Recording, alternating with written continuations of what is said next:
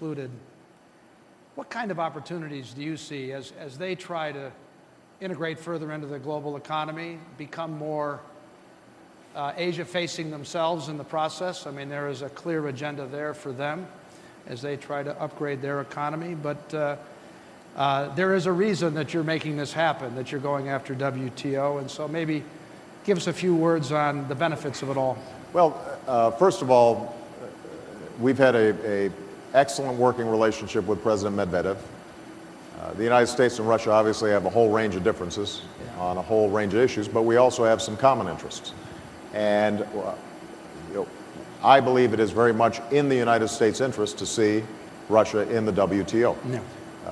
Not only will it provide greater opportunities for U.S. businesses in Russia, but it also will create a even stronger incentive for Russia to proceed down a course of reforms that will be good for the Russian people, but will also further integrate them with the world economy.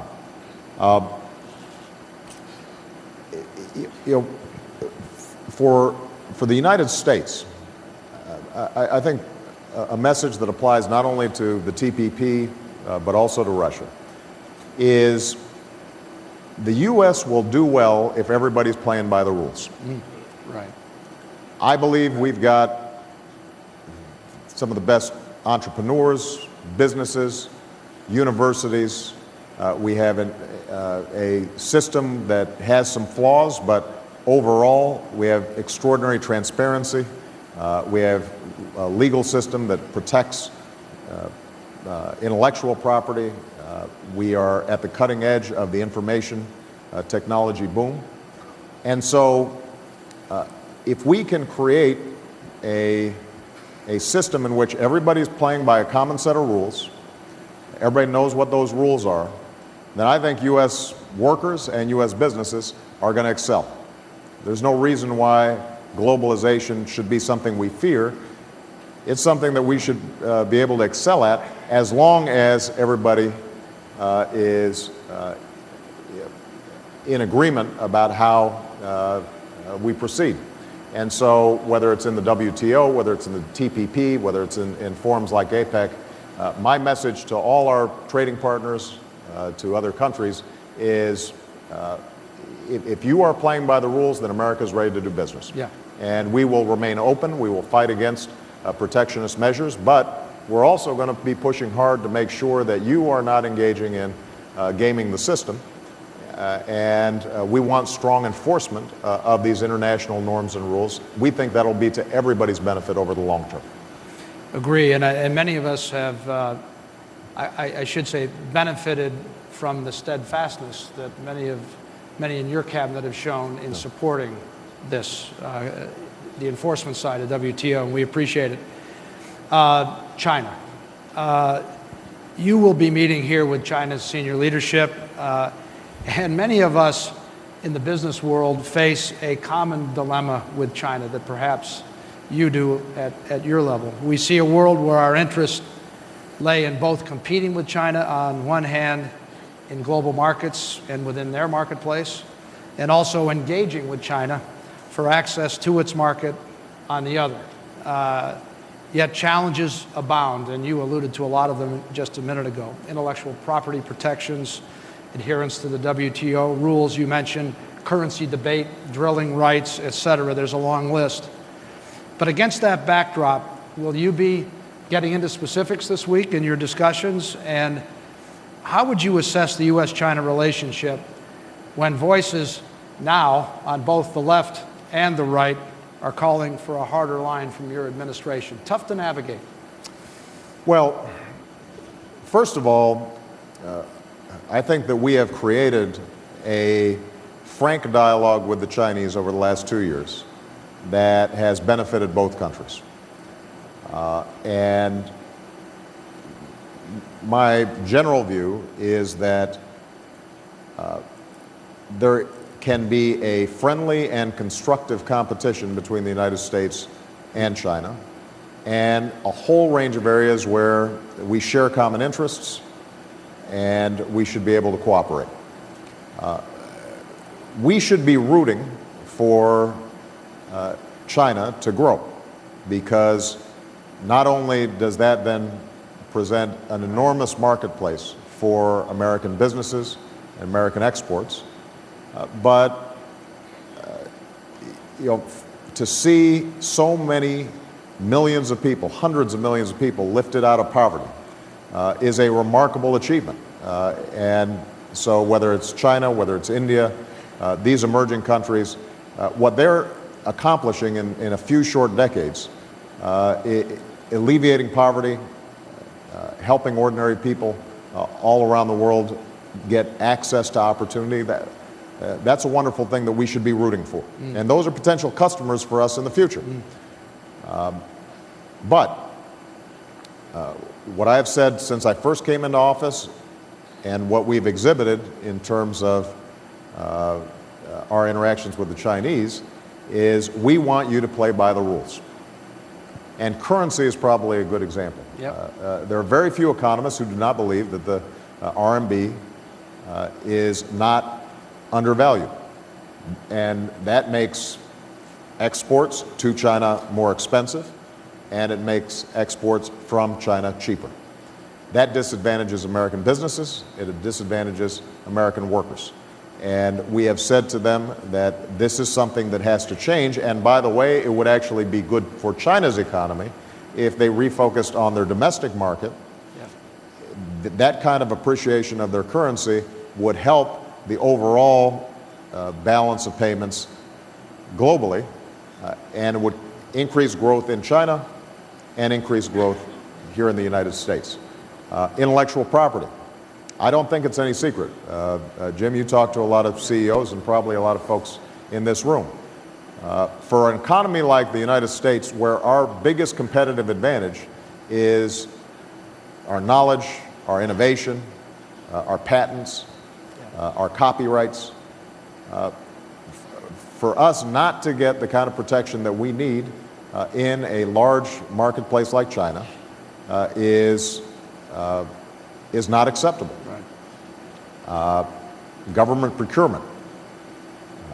If we are allowing foreign countries to bid on projects in the United States of America, we want reciprocity. State-owned enterprises, how they work. All these issues, I think, have to be resolved. Some of them can be resolved in multilateral forums. Some of them will have to be resolved bilaterally. I am sympathetic to the fact that there are a lot of people in China who are still impoverished, and there's a rapid pace of urbanization that's taking place there that Chinese leaders have to work through. But the bottom line is that the United States can't be expected to stand by if there's not the kind of reciprocity in our trade relations and our economic relationships that we need. So this is an issue that I've brought up with President Hu in the past. We will continue to bring it up. There is no reason why it inevitably leads to sharp conflict. I think there is a win-win opportunity there, but we've got to keep on working diligently to get there. And in the meantime, where we see rules being broken, we'll speak out, and in some cases we will take action. We've brought more enforcement actions against China over the last couple of years than had taken place in many of the preceding years, not because we're looking for conflict, but simply because we want to make sure that the interests of American workers and American businesses are protected. Yeah. I think one related question, looking at the world from the Chinese side, is what they would characterize as impediments to investment in the United States. And so that discussion, I'm sure, will be part of whatever dialogue you have. And so how are you thinking about that? Well, this is an issue generally. I think it's important to remember that the United States is still the largest recipient of foreign investment in the world. Yeah. And there are a lot of things that make foreign investors see the U.S. as a great opportunity: our stability, our openness, our innovative free market culture. But we've been a little bit lazy, I think, over the last couple of decades.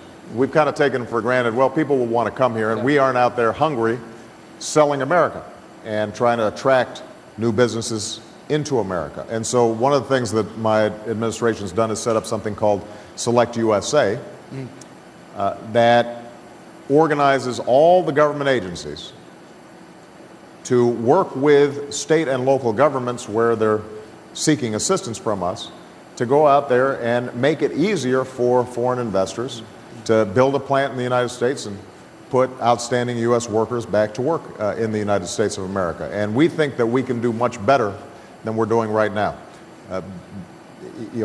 Because of our federalist system, sometimes a foreign investor comes in and they've got to navigate not only federal rules, but they've also got to navigate state and local governments that may have their own sets of interests.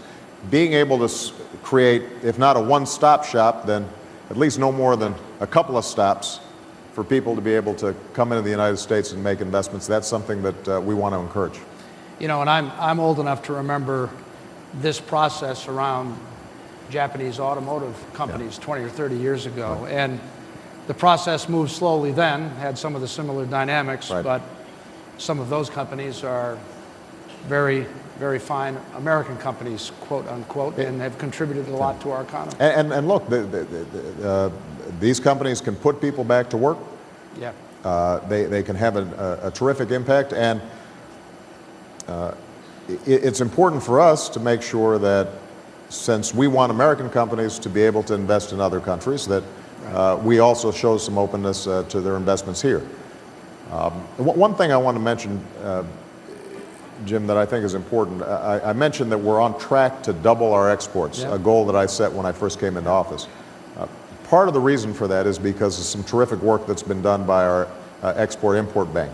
We've substantially increased the amount of financing that we're providing to companies. I think Boeing appreciates the good work that... upon occasion, we're at the teller window. But one of the things that I want to mention is we're starting to focus on how we can get small and medium-sized businesses plugged into the global economy as well. Somebody mentioned earlier that I think Secretary Clinton talked about women-owned businesses. Well, a lot of women-owned businesses are smaller businesses, medium-sized businesses. And they may have great products, but they may not have the infrastructure to be able to navigate a whole bunch of other countries' customs and regulatory impediments. And so for us to be a champion not only of financing, but also making it easier for them to enter into the global marketplace is something that we want to focus on. That program's a big deal. And I see it from a Boeing perspective. A lot of our suppliers are tapping into it, and it's going to make a difference. Yeah. Speaking of exports, as chairman of your Export Council, I've had the privilege of working with you and members of your cabinet to pave the way to meet your goal of doubling exports. Priorities have been FTAs, intellectual property, rights protection, export credit financing, technology release, which you haven't commented on, but you've made some progress on, and business and tourist visa processes, and you know the list. What's your assessment of how we're doing? You guys are doing great. I want to thank all the members of the Export Council. They've been giving us some terrific ideas. Some of them are modest, but they make a difference. Backstage, before we came out, I just signed a piece of legislation that was voted on unanimously out of Congress that essentially sets up a APEC business gold card, a travel card that allows businesses to be able to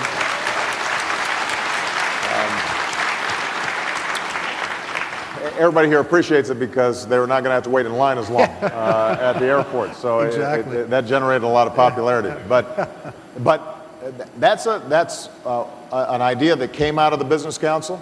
We've been able to execute.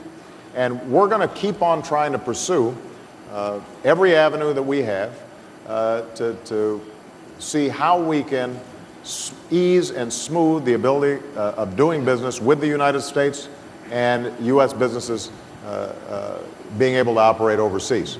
And some of that has to do with us changing our own internal operations. For the business leaders who are here, there's been a lot of commentary about